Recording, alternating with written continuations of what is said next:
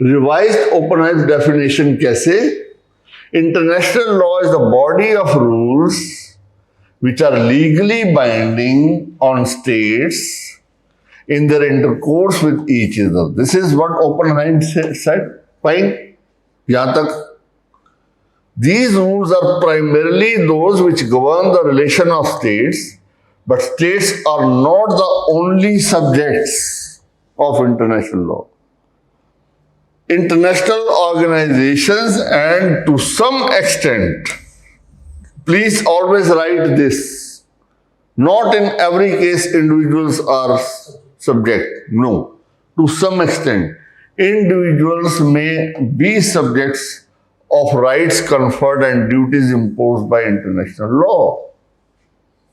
Laws relating to refugees.